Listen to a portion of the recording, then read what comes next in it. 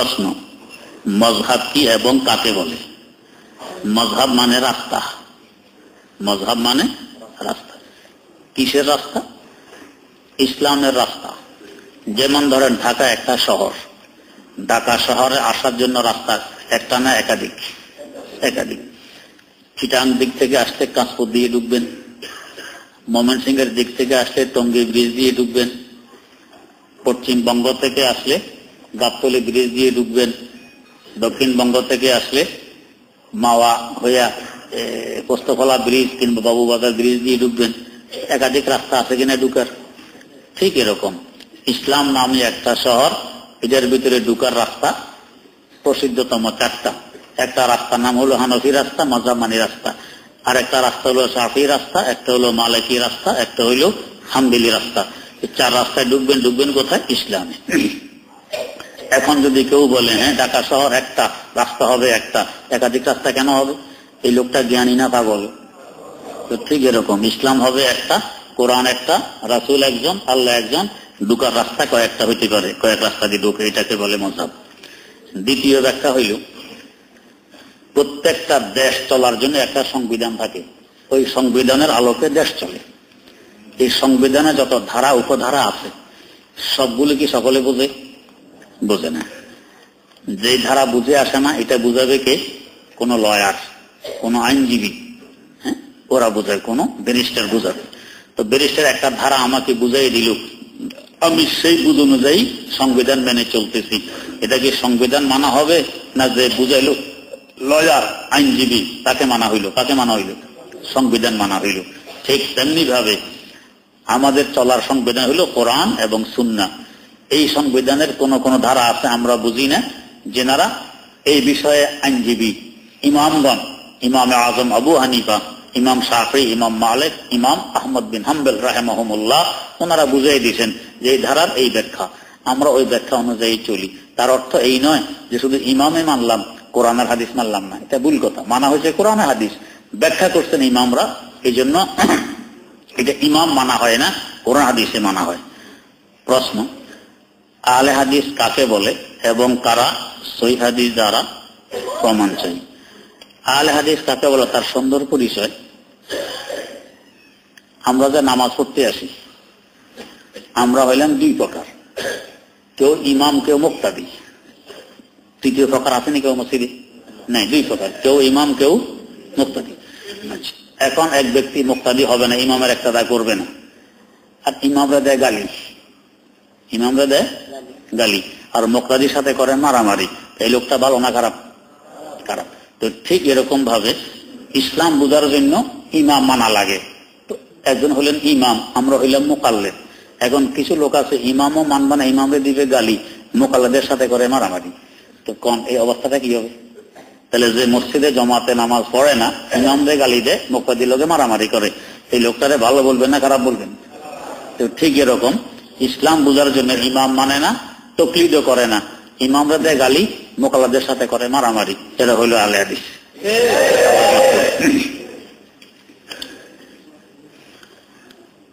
প্রশ্ন, যদি কোনো ব্যক্তি 4 জুমার নামাজ না পড়ে তাহলে নাকি ফাসেক হবে? 1 জুমা না পড়লে ফাসেক হয়, 4 জুমা লাগে না। প্রশ্ন,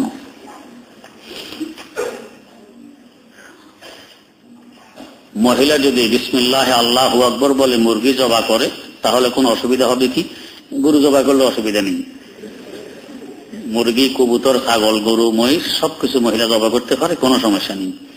প্রশ্ন, কোন ব্যবসায়ী দোকানদার যদি অন্য কাউকে কিছুক্ষণের জন্য দোকানে বসতে বলে এবং মালপত্র বেচার অনুমতি দেয়, তখন সে ব্যক্তি সিগারেট বিক্রয় করলে গুনাহ হবে কি মাকরুহ হবে?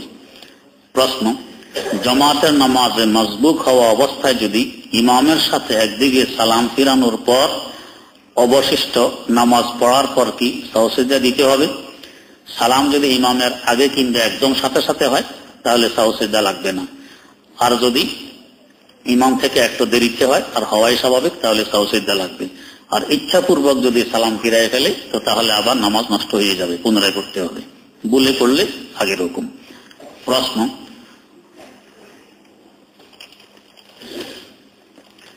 মুরগির কোন স্থানগুলো খাওয়া হারাম? মুরগি, ছাগল, গরু, মহিষ, ওঁট, বকরি, মেড়া, হরিণ, এই সবগুলোর মধ্যে 8 বস্তু খাওয়া যায় না। একটা হলো হারাম, বাকি 7টা মাকরুহে তাহারিমি। যেটা হারাম এটা হলো জবাইয়ের সময় যে রক্তগুলো বেরিয়ে পড়ে, প্রবাহমান রক্ত, এটা হলো হারাম। আর এরপরে বাকি 7টা বস্তু মাকরুহে তাহারিমি। তার মধ্যে একটা হলো মেরুদণ্ডের হাড়ের ভিতরে সাদা রগ, মেরুদণ্ডের হাড়ের ভিতরে সাদা রগ এক। 2 নম্বর পুরুষঙ্গ, 3 নম্বর অন্ডকোষ, 4 নম্বর মূত্রথলি, 4 নম্বর পায়খানার রাস্তার শেষ মাথা, 5 নম্বর চামড়ার নিচে গোশতের উপরে দেখবেন অনেক সময় এই কালো শক্ত হইয়া থাকে গোশতের টুকরা, এটা জবার পরও মাঝে মাঝে নড়ে লাভ দেয়, এটাকে বলে গুদুদ। এইটা 6 নম্বর হইল পিত্ত, না 7 নম্বর হইল পিত্ত। এই 7 বস্তু হইল মাকরুহে তাহারিমি। আর জবাইয়ের সময় যে রক্ত প্রবাহিত এটা হইল হারাম। প্রশ্ন, লবণকে নুন বললে নাকি 10টি নেকি হয়? এরকম কোন হাদিস কোরআন নেই। প্রশ্ন, বিনা ওযুতে বাংলা আরবি কোরআন তাফসীর করার বিধান কি? যদি তাফসীর কোরআনের আয়াত থেকে বেশি হয় তো তাহলে বিনা ওযুতে কিতাবটা ধরতে পারবেন, আয়াতের মধ্যে হাত লাগাইতে পারবেন না। আর যদি কোরআনের সংখ্যায় বেশি, তাফসীর সংখ্যা কম, তাহলে কিতাবটাও বিনা ওযুতে ধরতে পারবেন না। প্রশ্ন, বর্তমানে আমরা যে বড় সাইজের বালতি দিয়ে গোসল করি তা যদি পূর্ণ ভরা থাকে তাহলে কি বালতির ভিতরে হাত দ্বারা ওযু করলে অন্য কেউ তা দিয়ে ওযু করতে পারবে? আমার হাতে নাপাকি না থাকলে কোনো সমস্যা নেই, অন্যরা ওযু করতে পারবে। প্রশ্ন, এক আহলে হাদিস ভাই বলছে পীর ধরা শিরিক। শুধু পীর কেন, মাযহাব মানা তো শিরিক বলে। ওনাদের দৃষ্টিতে শিরিক ছাড়া দুনিয়াতে কম বস্তুই আছে, আল্লাহ মাফ করুক। প্রশ্ন, জুমার 2য় রাকাত ফরজ নামাজ, বোঝা যায় না কি লিখছেন। প্রশ্ন, আত্মীয়দের মধ্যে যদি কেউ সুদ খায় অথবা দেয় তাহলে তাদের বাড়িতে কিছু খাওয়া যাবে? হালাল খাবার থেকে যদি তৈরি করা হয় তাহলে খাওয়া যাবে, হারাম থেকে করলে খাওয়া যাবে না। আর যদি জানা না যায় তাহলে দেখতে হবে তার হারাম মাল বেশি না হালাল বেশি। যদি হালাল বেশি হয় খাওয়া যাবে, হারাম বেশি হইলে খাওয়া যাবে না। প্রশ্ন, আমার ননদ অসুস্থ হওয়ার কারণে বাড়িতে কেউ না থাকায় তার বোনের স্বামী কোলে করে হাসপাতালে নিয়ে যায়। আমার ননদ পর্দা করে, এতে কি তার কোনো গুনাহ হবে? অন্য কোনো থাকলে গুনাহ হবে না। প্রশ্ন, আমার বয়স 25 বছর, আমি আল্লাহর রহমতে কিছু মাস যাবৎ 5 ওয়াক্ত নামাজ আদায় করছি। আমার প্রশ্ন হলো, আমি যে বিগত নামাজগুলো আদায় করিনি তার কি হবে? এগুলো হিসাব করে যত দ্রুত সম্ভব কাজা করে নেবেন।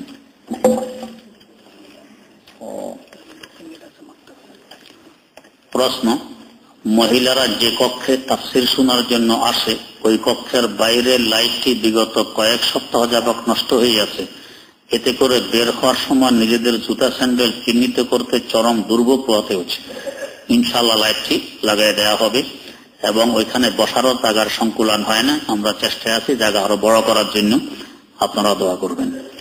প্রশ্ন, জানাজার নামাজ একাধিকবার কৌশলগতভাবে, যেমন মৃত ব্যক্তির বড় ছেলে এক জানাজায় শরীক হলো, আবার দ্বিতীয় ছেলে দ্বিতীয় জানাজায় শরীক হলো, এভাবে তৃতীয় ছেলে, এভাবে কি করা জায়েজ হবে? জি না, হবে না। ছেলেদের মধ্যে জানাজার ব্যাপারে সকলের অধিকার সমান, বড় ভাইয়ের বেশি ছোট ভাইয়ের কম এমন নয়।